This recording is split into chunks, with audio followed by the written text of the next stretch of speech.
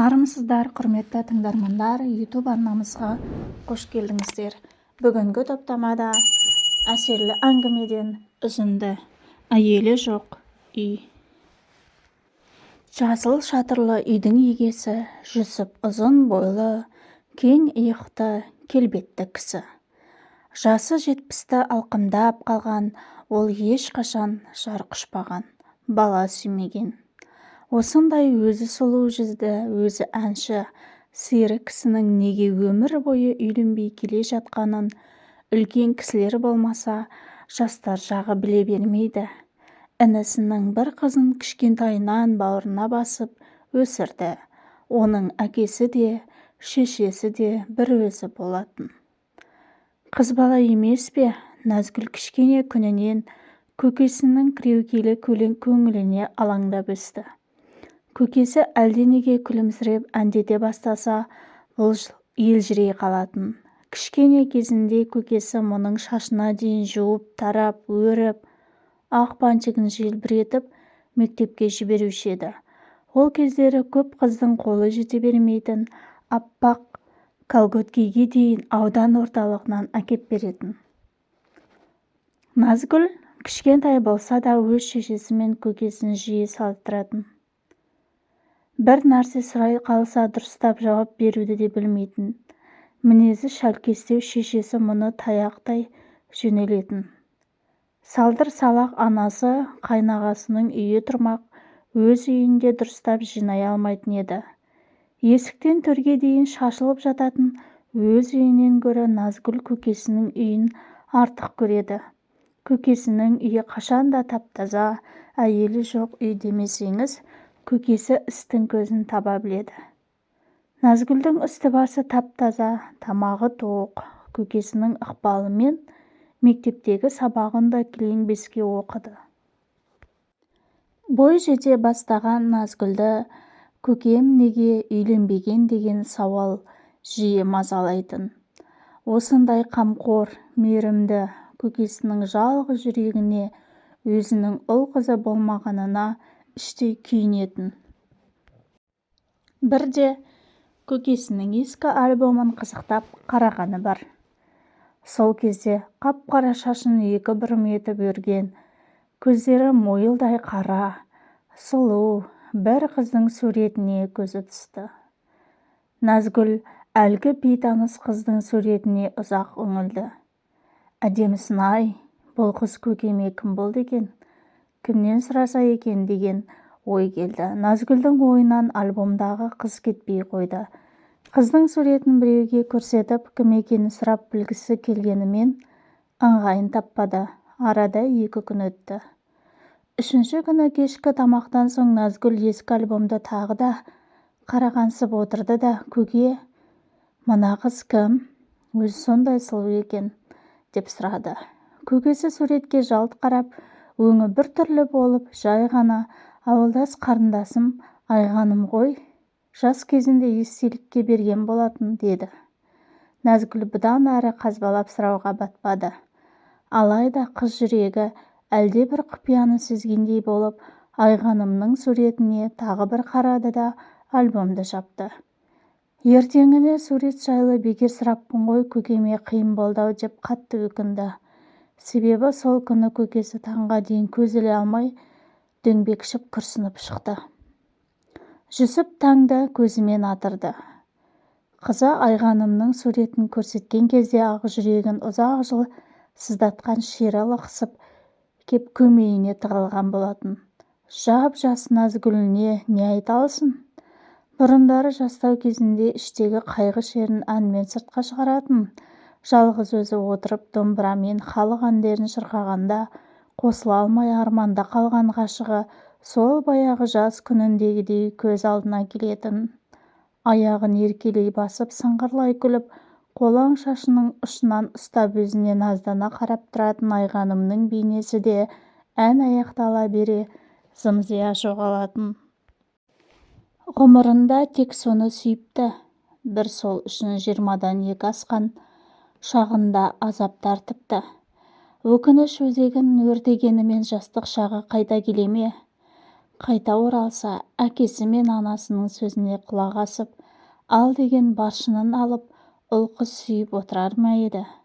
Адамның тағдыры анасының құрсағында жатқанда ақ жазылып қойса, мұның әйелсіз ұрпақ сүймеуі, өтуі пешенесіне жазылғанда. Құдай басқа салды, бұл көнді, көнбегенде қайда барады? Талай рет елден жыраққа, көз көрмес, құлақ естімес жаққа кетіп қалғысы келген, жүрегі құрғыр айғанымды қимайтын, оның аман саулығын біліп, сырттай болса да көріп жүргісі келді. Оның үстіне інісін де жалғыз қалдырғысы келмейтін. Анасы қайтқалы үлкен үйдің берекесі кеткендей болды. Үй уақытылы жиналмай, кір апталап жуылмай, үйіліп жатады. Бейшара анасы осы келіннің жаман қылықтарын жасырып келген екен-ау. Қалай дүниеден көшті, келіннің де арты ашылды. Анасы барда үйінен қонақ арылмайтын еді. Қырқынан кейін-ақ келіннің қабағына қарағандар келуді сирете бастады. Енесі барда қайнаға деп сыйлағансып жүретін келіні келе-келе бар өнерін шығара бастады. Бір кесе кеспе көженің өзін төгіп шашып зорға беретін болды. Кей күндері тамақ істемей бүрісіп жатып қалады. Ондай күндері інісі екеуі қазан көтеріп, балаларды тамақтандырып, төсектеріне жатқызатын. Әйелінің жаман қылықтарына төзбеген күні інісі оны сабап алушы еді. Жүсіп араға түсіп жүріп екеуін айыратын. Інісін сабырға шақырып, шыдамды болсаңшы. Әйеліңде ақыл болса, анамыз барда-ақ елге сыйлы келіндердің қатарынан қосылар еді ғой, сен оны ұрып жеңе алмайсың. 4 балаңның анасы ғой, сабыр сақта. Құдай мен сияқты жалғыз қалғаннан сақтасын. Енді балаларың үшін бәріне көз жұма қара, кешірімді бол деуші еді. Інісіне ақыл айтқанымен, өзі туған үйіне анасының жылына дейін шыдады. Соқа басының сыйып жүргені тек анасының арқасы екен. Қабағы кіржиіп ашуланса, балаларын таяқтың астына алатын, келінімен алыстан сыйласпаса болмайтынын анық түсінген соң бөлек шыққысы келді. Әке-шешесі көзі тірісінде үлкен үйдің жанынан шағын үй көтеріп, төбесін жаптырып қойып еді, босқа түсі табылмай, сол үйдің шатыры жасыл шифрмен жабылған болатын. Көп өтпей-ақ сол ерекшелеу үйдің иесі Жүсіп атанды. Бөлек шығарында інісі мен келініне: сендерден бір-ақ тілегім бар, менің атыма Назгүлді жаздырып беріңдер. Өзім әпелеп өсіремін, Алла бұйыртса оқытып, өзім қолымнан ұзатамын, туғалы өзім қарап келемін ғой, деді. Аға, сіз не десеңіз сол болады. Назгүл сіздің қызыңыз. Алайда жалғыз өзіңіз ол үйде не істейсіз, әлде үйленбек ойыңыз бар ма? Інісінің соңғы сөзін естігенде Жүсіп ашудан қып-қызыл болып кетті. Сенің есің дұрыс па? Маған кім тиеді? Әлде ағаңды кекетіп мұқатып тұрсың ба? Басқа білмесе де менің жайымды жалғыз бауырым сен білуші едің ғой. Жақып үндемей төмен қарады. Ағасын қатты ренжітіп алғанына өлердей өкініп қалды. Жазылған жарасын тырнап жіберіпті-ау, ағасының мұншалық ақымақ болар ма? Аға, ақымақ ініңізді кешіріңізші. Осы кезде есік ашылып, кішкентай Назгүл томпаңдап ішке кіріп, көке, жүріңіз далаға шайықшы, мен атқа мінгізіңізші, деді. Жүсіп Назгүлді тік көтеріп алған күйі сыртқа беттеді. Інісіне бұрылып та қарамады. Сол күні өзі Назгүлдің бар киімін, кейбір аса қажетті заттарды алды да бөлек шығып кетті. Екі үйдің ортасын тек ағаш шарбақ бөліп тұр. Назгүл екі үйдің еркесі, екі ортада ойнап жүреді. Бірақ көкемнің қызымын деп Жүсіптің жүрегін жібітіп, одан бір елі ажырамайтын болды. Жұртта қызық қой, Жүсіптің жалғыз өзінің бөлек шығып кеткенін біраз әңгіме етіп, сан-саққа жүгірете бастады. Жүсіп бөлек шыққан күннің ертеңіне ақ ауылдың сөзге үйір әйелдері сөз қылды. Бұл бекер емес, оңаша үйде жалғыз еркек қалай тұрмақ? Оның тамағын кім істейді, кірін кім жуады? Күйеуі қайтыс болған жібекпен байланысы бар-ау. Әнеу күні ат арбасымен оның үйіне шөп әкеп берген біреулер көріпті. Енді жібек те Жүсіптің үйін тазалап, тамағын істеп тұратын шығар деп сырттай тон пішті. Біраз уақытқа дейін аңдағандары Жүсіптің үйі болды. Тіпті бір нәрсе сұрағансып үйіне кіріп шыққандары да бар. Ертесіне ақ Жүсіптің үйі туралы әңгіме ауыл ішіне желдей тарады. Ойбай, несін айтасыңдар? Жүсіптің үйіне Гүлсім барса, тамақты өзі істеп жатыр екен. Үйінің іші тап-таза дейді, ыдыс-аяғына дейін жалтырап тұр екен. Әйелі жоқ үйге мүлдем ұқсамайтын көрінеді. Соған қарағанда оның үйін түнде біреу келіп жинап, кірін жуып береді-ау. Әлде баяғы ғашығы ма екен, кім білсін? Сол үшін жастай қор болып жалғыз қалған жоқ па? Бәлкім жан ашып көмектесіп жүрген шығар. Бұл әңгіме көп етпей Жүсіптің де құлағына жеткен. Естіп күлгенде қойған, кімнің аузына қақпақ қойсын? Үсті басын таза ұстауды, үй жинауды бала кезінен біледі емес пе? Үйдің үлкені болған соң анасына көмектесіп, тірліктің бір жағына шығушысы еді ғой. Қарындасы жастай шетінеп кеткен соң інісі екеуі үйдің даланың жұмысы демей-ақ атқара беретін. Үйде қыз бала жоқ. Әкесі мен шешесі ала жазда егіннің басында. Қауын қарбыз егеді. Үйге қарауды Жүсіпке тапсыратын. Сонда бәріне үлгеруші еді. Сабағында жақсы оқып, Малжанға да қарап ата-анасын қуантып жүретін. Мектепті бітірген соң әскерге кетті. Әскерде жүргенде сүйген қыздарынан хат алып жататын, құрдастарына қатты қызығатын. Өз әскерге дейін ешкімге ғашық та болмапты. Тек көрші елдің кекілді қызын сырттай ұнатып жүруші еді. Әскерден келген соң көңілімді білдіремін деп армандайтын. Бір күні інісінен хат алып, әлгі көрші қыздың көрші ауылға күйеуге шығып кеткенін оқып, көп күндер мұңайып жүргені бар.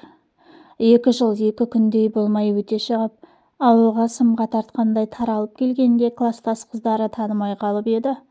Сымдай тартылған сымбатты өзі әнші Жүсіп кімге көз салып жүрек сөзін айтар екен деп іштей бәрі дәмеленетін. Жүсіп Айғаныммен ойда жоқта танысты. Бірде ауыл шетіндегі тоғайға барып атын тұсап жіберіп, көк майса құрақта 2 қолын жайып жіберіп, шалқасынан түсіп, «Сәулем-ай» деп бар даусымен әндетіп жатқан. Бір кезде дәл төбесінен төніп тұрған жап-жас сұлу қызды көріп, орнынан тұра алмай тыпырлады да қалды. Оң қолын жерге тіреп зорға дегенде тұрды. Дәл жанында бұрын көрмеген бейтаныс бейне қарақат көзі жәудіреп тұр.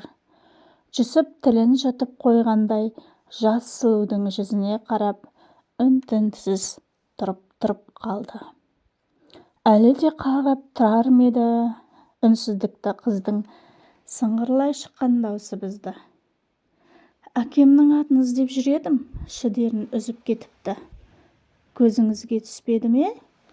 Жоқ, деді Жүсіп, тұтық басы бар адамға ұқсап зорға сөйлеп. Ол өз жүрегінің торға түскен торғайдай тыпырлап тұрғанын анық сезді. Есілдерді мына тоғайға ешқашан көрмеген сұлу перизаттың қайдан келе қалғанын білу бір кезде батылданып, менің есімім Жүсіп. Мына ауылдың баласымын. Әскерден жақында келдім. Өзің қайда тұрасың? Біздің ауылдан көрмеген сияқтымын деді. Мен мына бөлімшеде тұрамын. Есімім Айғаным. Әкемнің жұмысына байланысты басқа ауылдан көшіп келгенбіз. Малдарымыз жерсінбей жүрме, жиі жоғала беретін болды. Жарайды. Әкемнің атын табуым керек, тезірек деп қыз кетуге ыңғайланды. Жүсіптің оны жібергісі жоқ. Қарсы болмасаң жүр, бірге қарайық. Тоған жоқта жүрген шығар, деп жол бастай жөнелді. Айтса айтқандай, торы төбел ат тоған жақта жайылып жүр екен. Айғаным бұған ризашылығын білдіріп атын жетелеп үйіне қайтты. жүсіп біраз жерге дейін еріп барды. Ойы қыздың үйінің қай маңда екенін көріп қалу болды. Қыздың аппақ ашық маңдайы, қос өрім етіп өрген ұзын шашы, әсіресе жәудірей қараған мөлдір қара көздері жүсіптің есінен күндіз-түні шықпайтын болды. Түнге қарай қызды әке-шешесі үйінен шығармайтынын біледі. Өзі бір үйдің әлпештеген жалғыз қыз екен. Айғанымды тағы бір рет көрсем деген аңсар, жүрегін қозғаған алапат бір сезім жүсіпке ұйқы бермейтін болды. Оны белгісіз бір күш Айғанымды алғаш көрген жерге, тоғайға жетелей беретін. Күн сайын тоғай жақта бір шарлап қайту әндетіне айналды. Жүсіп өзінің Айғанымға ғашық болып қалғанын ұқты. Қараптан қарап отырып күйзеліп еш нәрсеге зауқы соқпай қалды.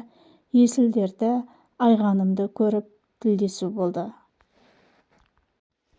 Бұл кезде жас қызды да махаббат жалыны шарпып өткен еді. Көз алдынан көгалда шалқалай ән айтып жатқан Жүсіп кетпей қойған.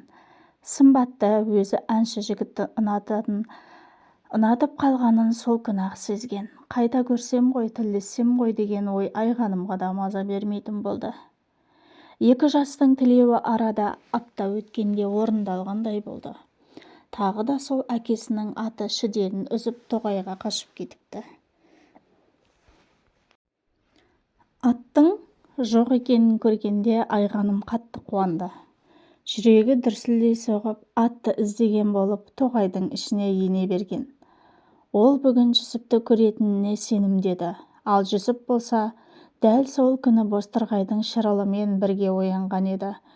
Көзін ашқаны сол Айғанымның бейнесі келіп тұра қалды. Ойша қызбен тілдесіп, төсегінде бір сағаттай жатты. Қиялы неткен жүйрік екен. Айғанымды үйіне келін етіп түсіргенін, апасының қолына кәмпит ұстап, жүгіріп қуанып жүргенін, достарының келіншегінің сұлу жүзіне таңқала қарап қалғанына дейін көз алдына елестете бастады. Апасы таңғы шайға шақырғанда Жүсіп қиялымен ат үстіндегі Айғанымды қуып жетіп, бетінен сүймекке ұмтылып жатыр еді. Таңғы шай үстінде әкесі бұған соңғы уақытта шаруаға қырсыз болып жүргенін ескертті. Жақын күндері қауынның да пісіп қалатынын, жұмыстың көбейетінін ескерткен әкесінің сөзі Жүсіпке баяғыдай әсер ете қоймады. Ол әлі Айғанымды ойлап отыр еді. Орнынан тұрып үйіндегі майда-шүйде жұмыстарын тез бітірді де тоғайға қарай құстай ұшты. Айғаным алғаш көрген жерде жан-жағына жалтақтай қарап мұңайып отыр екен. Екі ғашық көзбен ұғысты. Тоғайда кездескен екеуі бір-біріне ұзақ қарап тұрып қалды.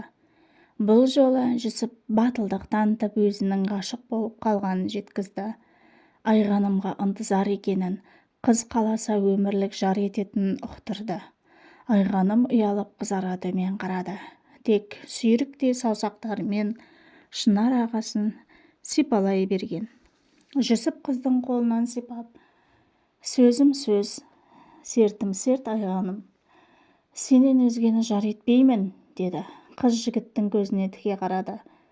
Шын жүрегімен айтып тұрғанына сенді. Кенет өзінің жоқ іздеп жүргені еске түсіп, тоған жаққа қарай жүгіре жөнелді. Айғаным атын тапса да кеткісі келмей Жүсіпті қимай жүріп қалды. Екі жас ертеңіне кездесетін болып уәделесіп тараған. Ертесіне Айғаным да Жүсіп те тоғайға ат мініп келді. Екеуінің ойы ел көзіне түспей алысқа барып сырласу. Жүрегі жалындаған екі жасқа құстың сайрағаны да, жапырақтың сыбдыр қаққаны да, судың сылдырлай аққаны да көз қуаныш. Ғашығының сыңғырлай шыққан үніне елтіген Жүсіпте еш жоқ. Дәл сол кезде Айғаным жердің шетіне кетейік десе де даяр еді. Бір кезде анамыз деп қалар деген Айғаным кетуге ыңғайланды. Жүсіптің ойы қыздың аппақ бетінен бір сүю. Ақыры бұрыла берген кезде ептілік танытып, Айғанымның бетінен сүйіп алды. Қып-қызыл болып ұяла қалған қыз бетін алақанымен сипалап тұрды да, Есіне әлдене түскендей, осы сіздің руыңыз қандай деді. Менің руым көңілі көлдей шалқып тұрған Жүсіп өз руын мақтанышпен әндете созып айтты. Ал Айғанымның көзі шарасынан шығардай болып, сіз маған аға болады екенсіз ғой, аға деп шегіне берді. Ғашықтық Жүсіптің есін алды. Айғанымның өз руласы екенін білсе де одан бас тарта алмады. Оған деген сезімі күннен күнге күшейіп, жанына жай таптырмай қойды Айғанымға. Біз әлде қашан 7 ата түгілі 14 атадан асып кеткенбіз, көрдей тұр. Әкемді көндіремін, ата-анаңның алдынан өтеді, біз қосыламыз деп сендірді. Айғаным да Жүсіпке ғашық еді. Ол қасында тұрса да, жоқ болса да сағынып тұратын. Жүсіп екеуін екі жаққа айырып жіберетіндей, қара көзі жәудіреп, іштей уайымдай беретін. Көп кешікпей-ақ екі ғашықтың тоғайда оңаша кездесіп жүргенін естіген Айғанымның ағалары Жүсіпке қарындасымыздан аулақ жүр, әйтпесе желкеңді үземіз деп ескертті. Жүсіптің әке-шешесі ол кезде тірі еді. Ұлының ролас қызбен кездесіп жүргенін естіген күні-ақ әкесі егіс басынан түтігіп жеткен болатын. Есіктен кірген бойда-ақ алаңсыз отырған Жүсіпті жон арқасынан қамшымен тартып жіберіп, иттің ғана баласы, сен не бүлдіріп жүрсің? Қыз құрып қалғандай рулас қарындасыңа қырындап жүргеніңе мені елге қара бет қылайын демесің? Тоқтат жүрісіңді. Біздің ру бір-бірімен ешқашан қыз алыспайды. Осымен сөз тамам, жоғалт көзіңді дегені. Жүсіп әкесін жақсы білемін деуші еді, әкесінің қатты ашуланғанын, қаһарланып кеткенін көрген осы ғана. Әкесіне сөз қайтара алмай, жүрегі шаншып үйіне шықты. Анасы сыртта жыламсырап тұр екен. Мұны көріп, балам-ай, бір нәрсеге ұрынып қалмашы. Қыз көп қой, ұмытшы соны. Дүйсен көкеңнің қызы баршында бой жетіп отыр, әп-әдемі мақұл десең құда түсейік деп бауырына басты. Апау, мені түсінші. Маған Айғанымнан басқа ешкім керек емес. 7 атадан кейін қыз алысуға болады екен ғой. Мен сұрастырып білдім, боз бие сояды екен, ал біз тіпті 14 атадан әлдеқашан асып кеткенбіз. Бізге үйленуге рұқсат берсін, айтыңызшы әкеме. Көндіріңізші, Айғанымның әкесіне барсын, деді Жүсіп. Бос сөзді қой, Айғанымды ала алмайсың. Әкеңнің мінезін білесің ғой, қытығына тие берме, әйтпесе ел арасы бүлінеді. Бізді жерге қаратпа балам. Айғанымда бір үйдің мәпелеп отырған жалғыз қыз екен, сүйекке таңба түсіресіңдер. Қанша жақсы көрсеңдер де ақылға келіңдер деп анасы Жүсіпті алған бетінен қайтармаққа бекінді. Не керек? Сол түні әке-шешесі ұлдарын ортаға алып уәдесін алды. Қойдым, ұмытамын Айғанымды. Тек ертең соңғы рет оған жолығып бәрін түсіндірейін. Мені кінәламасын, деді Жүсіп. Айғанымды соңғы рет көріп қоштасамын деген Жүсіп оны қия алмады. Ғашықтық дертіне шалдыққан екі жас тоғайда кездесіп, қашып кетпекші болып келісті. Бұл хабар Айғанымның әкесінің інілеріне де жетті. Ашу ызаға булыққан олар екі ғашықты күшпен айырып, Жүсіпті бас көздемей тепкінің астына алды. Әсіресе сені желпілдетіп жүрген мына жерің ғой, бір жола сағыңды сындырайық деп, әбден құтырып көздері қанталаған жігіттер екі жұмыртқасын езгілеп тастайды. Жүсіп есін ауруханада бір-ақ жинаған. Қайта-қайта операция жасалынып, өзі әупірімдеп зорға тірі қалған еді-ау. Кейіннен дәрігерлер болған жайды айтып өкініш білдірді. Жүсіп ешкімге көз жасын көрсетпей еңіреп жылады. Айғанымсыз өмір сүріп не керек? Оның үстіне еркектігім болмаса деп өгіздей өкірген. Уақыт ұлы емші екен, содан бері қаншама жыл өтті. Бұл әлі тірі жүр. Айғаным бүгінде ұл қыз өсіріп немере сүйіп отыр. Жүсіптің қиын жағдайға ұшырағанына сол кездері Айғаным да қатты қиналған. Ата-анасы еркінен тыс басқа жаққа ұзатқанда жүрегі қан жылаған. Жұрттан Жүсіптің хәл-жайын естіп көкірегін шерге толған. Жүсіптің ешкіммен сөйлеспей томаға тұйық болып төсекке таңылып жатып қалғанын естіген соң Айғаным өзінің бір суретін, орамалын, хатын Жүсіпке беріп жіберген. Сонда ғана жүрегінде жылылық оянған Жүсіп Айғаным мені ұмытпаған екен ғой деп беті бері қарап тәуір бола бастайды. Әлгі альбомдағы Назгүлдің қайта-қайта қарап жүргені Айғанымның сол сурет еді. Орамалды да, хатты да Жүсіп жасырын жерге тығып қойған. Айғанымнан басқаны ол сүйген де емес, кейде іші толып әнде айтады. Ғашықтық жайлы әндер айтқанда Жүсіптің даусында діріл пайда болады. Іштегі сағыныш, мұң, бәрі әнмен бірге сыртқа шығады. Мұндайда жұрт, қайтсын байғұс, Жүсіп Зұлейхасын іздеп жатыр ғой дейді. Ал шындығында Жүсіп Айғанымын іздейді. Сүйгені әлде қашан біреудің жары болып кетсе де, сол баяғы жігітті кездегідей оны аңсап көргісі келеді. Бірақ Жүсіп қанша қиналса да, Айғаным бар жерге аяқ басқан емес. Хабарын тек сырттан естиді. Қайғысына күйінеді, қуанышқа сүйінеді. Жас кезде мұншалық білінбеген екен. Жасына жас қосылған сайын өзіңнің ролас қарындасына ғашық болғаны, сол үшін сүйегіне таңба түсіп таяқ жегені жанын жегідей жейтін болды. Өзі де ел ағасы жасқа келсе де үлкендер отырған жерде батып сөз айта алмай шегіншектей беретін. Соңғы уақытта ауылдың үлкендері Жүсіптің жастық шағында жіберген қателігін бетіне баспай, жалғыз қалған еркектің өміріне аяушылықпен қарайтын.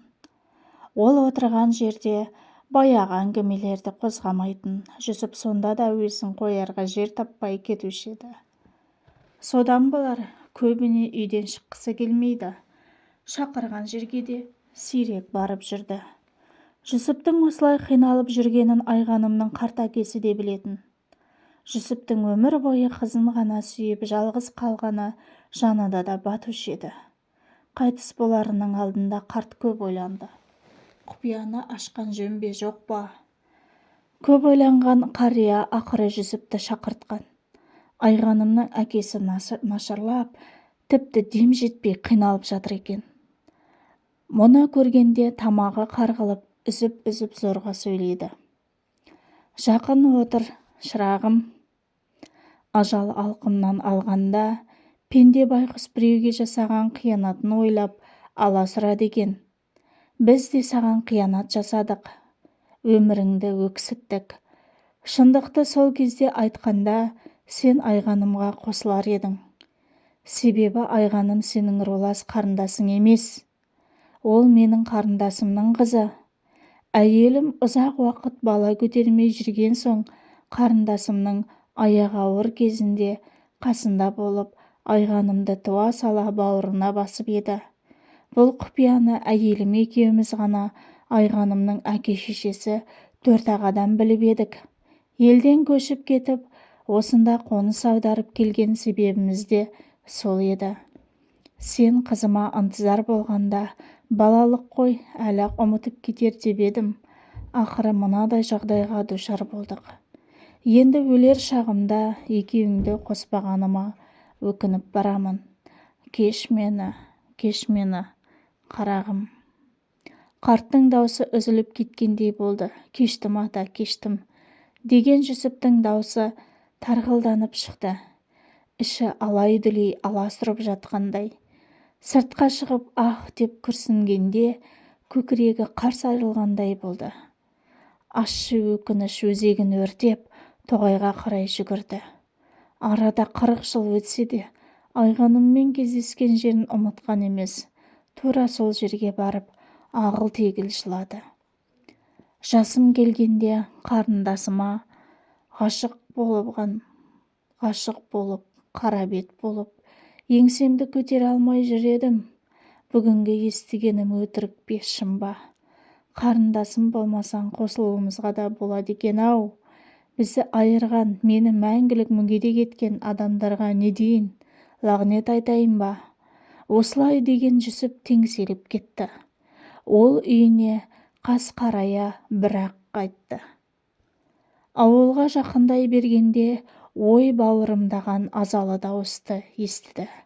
Айғанымның әкесі Бақиға аттанған екен-ау. Қой, барып көңіл айтайын деген Жүсіп қаралы үйге бармаққа кері бұрылды. Оның бар ойы Айғанымды көру еді. Әлде қашан бәйбіше болған Айғаным мұның жүрегінде мәңгілік жас қалпында қалған. Әкесін жоқтап аңырап отырған Айғаныммен бұл да көрісті. Айғанымды көргенде Жүсіптің жүрегі езіліп кеткендей болды. Қолы жетпей қалған ғашығының әжім торлаған жүзіне қарап еңкілдеп тұрып жылады. Өзін қорлыққа душар еткен адамның қазасы үшін Жүсіп неге соншалық жылап жатыр деп жұрт таңға қатты таңданған. Олар Жүсіптің жүрегінің өкініштен тілім-тілім болып жатқанын қайдан білсін?